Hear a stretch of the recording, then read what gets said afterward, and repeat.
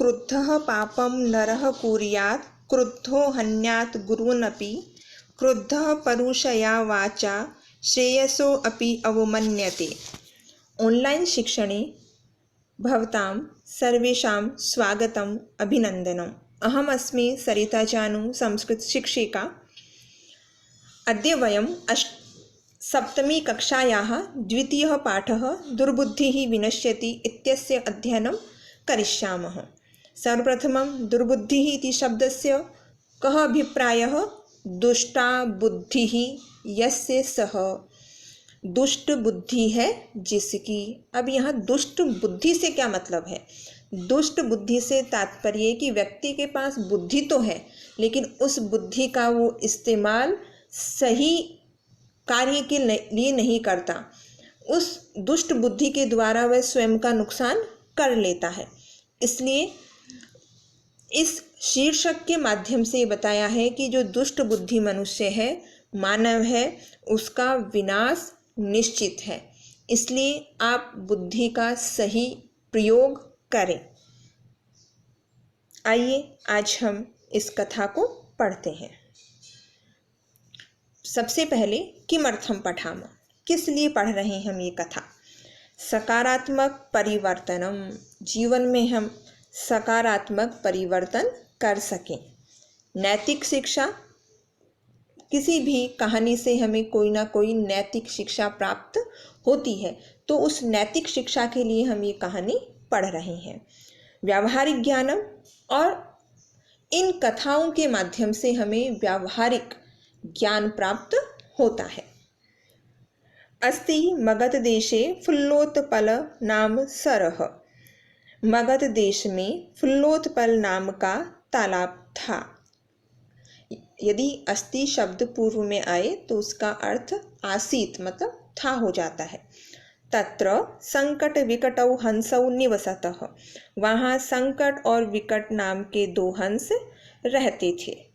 कम्बुग्रीव नामकः तयोः मित्रम् एकः कूर्मः अपि तत्रैव प्रतिवसति स्म। कम्बुग्रीव नाम का उन दोनों का मित्र एक कछुआ भी, कूर्मः कछुआ, कच्छपः भी कहते हैं, तत्रैव वहीं पर, कहाँ पर? फुल्लोत्पल नामक उस तालाब में प्रतिवसति स्म रहता था। प्रश्नः मगध देशे कः आसीत्? फुल्लोत्पल नाम सरः। कौ निवसतः? संकट विकटौ हंसौ। अथ एकदा धीवराः तत्र आगच्छन्। इस प्रकार एक बार मछुआरे, धीवराः मछुआरे, तत्र आगच्छन् वहाँ आए। कहाँ आए? उस तालाब पर। ते अकथयन्, और उन्होंने कहा, ते धीवराः, वयं श्वः मत्स्य कूर्मादीन् मारिष्यामः। हम सब कल मछलियाँ, कछुए आदि को मारेंगे। एतत् श्रुत्वा कूर्मः अवदत्, ऐसा सुनकर के कछुआ बोला, मित्रों किम युवाभ्यां धीवराणां वार्ता श्रुता? क्या तुम दोनों ने मछुआरों की बात सुनी? अधुना किम अहम करोमि? अब मैं क्या करूं? प्रश्नाः एकदा के तत्र आगच्छन् धीवराः वयं श्वः मत्स्य कूर्मादीन् मारिष्यामः। वाक्ये कर्तृपदम किम? कर्ता बताना है इस वाक्य में, तो वयं कर्तृपदम। हंसौ अवदताम, दोनों हंसों ने बोला, प्रातः यद उचितम तत् कर्तव्यम, सुबह जो सही है वो करना चाहिए। कूर्मः अवदत्, कछुआ बोला, मैवम, ऐसा मत करो। माँ एवं मतलब माँ का मतलब है मत करो। तद यथा अहम अन्यम रदम गच्छामि तथा कुरुतम, जैसा अहम मैं दूसरे स्थान पर जाना चाहता हूँ, तथा कुरुतम वैसा करो। हंसौ अवदताम, दोनों हंसों ने बोला, आवाम किम करवाव, हम दोनों क्या करें? कूर्मः अवदत्, कछुआ बोला, अहम युवाभ्याम सह आकाशमार्गेण अन्यत्र गन्तुम इच्छामि, मैं तुम दोनों के साथ आकाश मार्ग से दूसरी जगह जाना चाहता हूँ। हंसौ अवदताम, दोनों हंसों ने बोला, अत्र कः उपायः, यहाँ पर कौन सा उपाय है।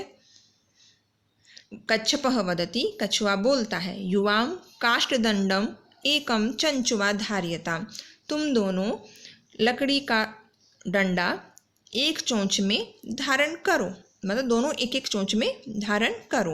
अहम काष्ठ दंड मध्य, मैं लकड़ी के डंडे के बीच में अवलंबे लटक कर युवयोः पक्ष बलेन, तुम्हारे पंखों के बल से सुखेन गमिष्यामि, सुख से जाऊंगा।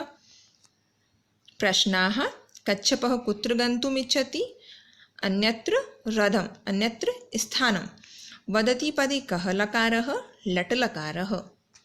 हंसौ अकथयताम, दोनों हंसों ने कहा, संभवति एषः उपायः, यह उपाय संभव है, किंतु अत्र एकः अपायोऽपि वर्तते, लेकिन यहाँ एक हानि भी है।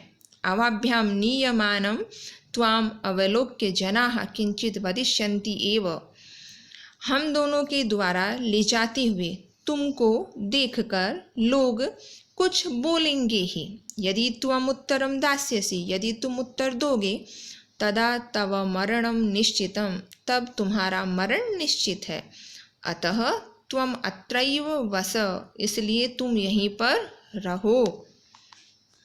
तत्श्रुत्वा क्रुद्धः कूर्मः अवदत्, तो यह सुनकर के क्रोधित कछुआ बोला, किमहं मूर्खः, क्या मैं मूर्ख हूँ, उत्तरम न दास्यामि, उत्तर नहीं दूंगा, किंचिदपि न वदिष्यामि, कुछ भी नहीं बोलूँगा, अतः अहम यथा वदामि, इसलिए मैं जैसा बोल रहा हूँ, तथा युवाम कुरुतम, वैसा तुम दोनों करो। प्रश्नाः, कः क्रुद्धः अभवत्, कूर्मः, किम अहम मूर्ख उत्तरम न दास्यामि इति कः अवदत्, कूर्मः।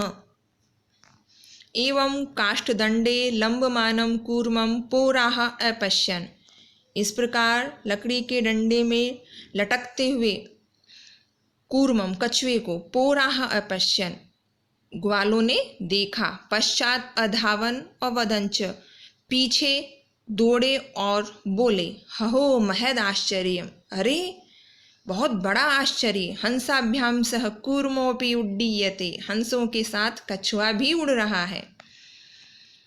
कश्चिद् वदति, कोई बोलता है, यद अयम कूर्मः कथमपि निपतति, कि यह कछुआ कैसे भी गिरता है, तदा अत्रैव पक्त्वा खादिष्यामि, तब यहीं पर पका करके खाऊंगा। अपरः अवदत्, दूसरा बोला, सरस तीरे दग्ध्वा खादिष्यामि, तालाब के किनारे जला करके खाऊंगा। अन्यः अकथयत्, किसी और ने कहा, गृहं नीत्वा भक्षिष्यामीति, घर ले जा करके खाऊंगा। प्रश्नाः, लंबमानं कूर्मं के अपश्यन्, पौराः, पक्त्वा पदे कः प्रत्ययः, त्वा प्रत्यय।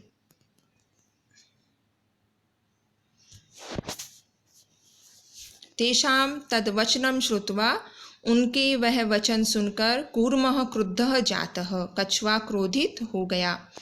मित्राभ्याम दत्तम वचनम विस्मृत्य, मित्रों को दिया हुआ वचन भूलकर सह अवदत्, वह बोला, यूयम भस्म खादत, तुम सब राख खाओ।